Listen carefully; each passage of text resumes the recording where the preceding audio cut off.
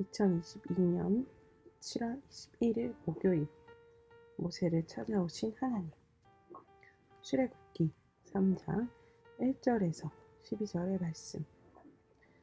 모세가 그 장인 미디안 지사장 이드로의 양떼를 치더니 그때를 광야 서쪽으로 인도하여 하나님의 산 호렙에 이르매 여호와의 사자가 떨기나무 가운데부터 나오는 불꽃 안에서 그에게 나타나시니라. 그가 보니 떨기나무에 불이 붙었으나 그 떨기나무가 사라지지 아니하는지라. 이에 모세가 이르되 내가 돌이켜 가서 이 큰 광경을 보리라. 떨기나무가 어찌하여 타지 아니하는고 하니 그때 여호와께서 그가 보려고 돌이켜 오는 것을 보신지라. 하나님이 떨기나무 가운데서 그를 불러 이르시되 모세야 모세야 하시매 그가 이르되 내가 여기 있나이다. 하나님이 이르시되 이리로 가까이 오지 말라. 내가 선 곳은 거룩한 땅이니 내 발에서 신을 벗으라. 또 이르시되 나는 내 조상의 하나님이니 아브라함의 하나님, 이삭의 하나님, 야곱의 하나님이라. 모세가 하나님 배웠기를 두려워하여 얼굴을 가리며 여호와께서 이르시되 내가 애굽에 있는 내 백성의 고통을 분명히 보고 그들이 그들의 감독자로 말미암아 부르짖음을 듣고 그 근심을 알고 내가 내려가서 그들을 애굽인의 손에서 건져내고 그들을 그 땅에서 인도하여 아름답고 광대한 땅, 젖과 꿀이 흐르는 땅, 곧 가나안 족속, 헷 족속, 아모리 족속, 브리스 족속, 히위 족속, 여부스 족속의 지방에 데려가려 하노라. 이제 가라. 이스라엘 자손의 부르짖음이 내게 달하고 애굽 사람이 그들을 괴롭히는 학대도 내가 보았으니 이제 내가 너를 바로에게 보내어 너에게 내 백성 이스라엘 자손을 애굽에서 인도하여 내게 하리라. 모세가 하나님께 아뢰되 내가 누구이기에 바로에게 가며 이스라엘 자손을 애굽에서 인도하여 내리이까. 하나님이 이르시되 내가 반드시 너와 함께 있으리라. 내가 그 백성을 애굽에서 인도하여 낸 후에 너희가 이 산에서 하나님을 섬기리니 이것이 내가 너를 보낸 증거니라. 아멘.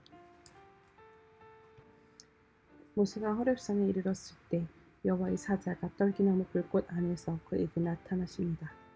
하나님은 떨기나무 가운데서 모세를 부르시고 내가 선 곳은 거룩한 땅이니 내 발에서 신을 벗으라고 명하십니다.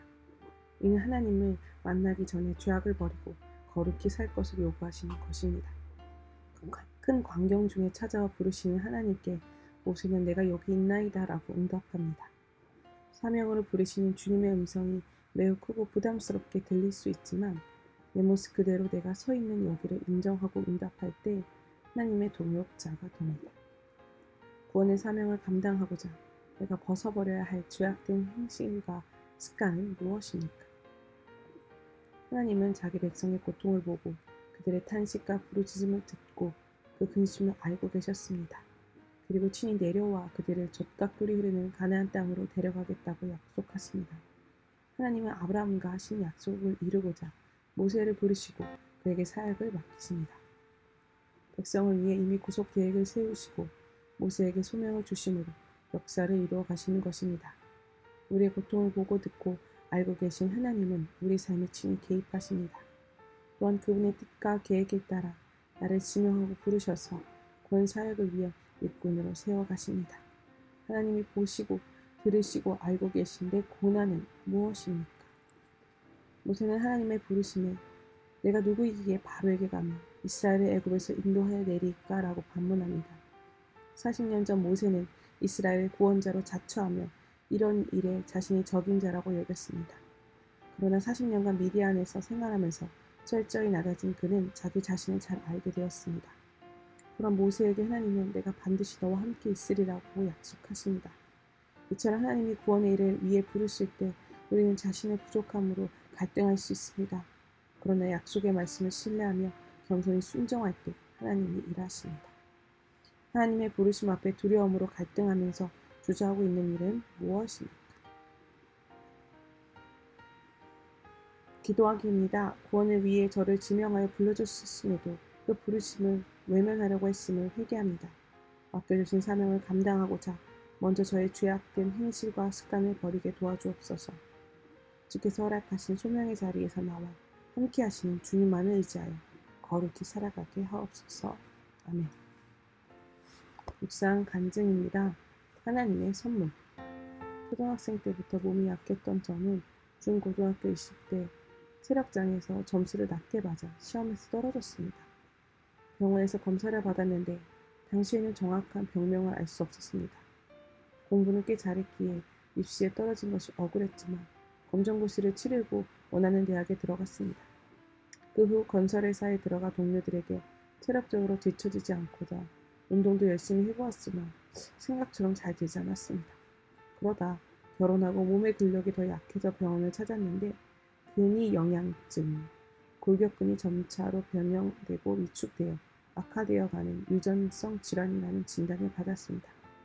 그리고 그때 저희 5형제 중 막내 동생만 빼고 다 같은 병에 있다는 사실을 알게 되었습니다. 저는 늘 몸이 약한 것이 열등감이 되어 자존심을 내세우며 술과 음란에 빠져 살았고 피해의식과 이기심으로 가족을 무성하게 되었습니다. 특히 우울증이 있는 아들의 마음을 채울하지 못했는데 하루는 온종일 방에 틀어박혀 있던 아들이 자살을 시도하는 일이 있었습니다.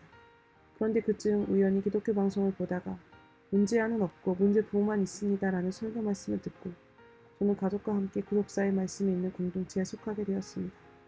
이후 그곳에서 양육을 받게 된 저는 떨기나무 가운데서 하나님의 임재를 경험한 모세처럼 하나님 앞에 100% 주인임을 고백하며 저의 교만과 음란을 눈물로 해기했습니다. 그러던 어느 날 교회 소그룹 브리더의 모임에서 목사님이 근육병이라는 고난 덕분에 구속사의 말씀이 들리게 되셨으니 이 병은 하나님의 선물이네요 라고 하시는데 그 말씀이 꼭 하나님이 제게 주시는 음성으로 들려 큰 위로를 받았습니다.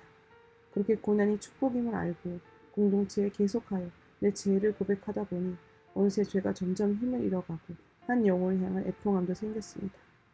둘째 형님과 셋째 형님은 주님을 영접하고 소천하셨지만 몇 년 전에 믿지 않는 큰형님이 심장마비로 갑자기 돌아가셨습니다. 저는 이 일을 겪으면서 때를 미루지 말고 복음을 전해야 함을 깨달았습니다. 영혼 구원을 위해 하나님이 저를 지명하여 불러주신 것을 기억하며 남은 삶 동안 늘 깨어 구원의 사명을 감당하길 소망합니다. 적용하기입니다. 하루에 2번씩 정해진 시간에 운동하여 건강을 관리하겠습니다. 믿지 않는 친척들의 명단을 작성해 큐티인을 전하고 그들이 주님을 영접하도록 교회 온라인 기도회 때마다 기도하겠습니다. 아멘.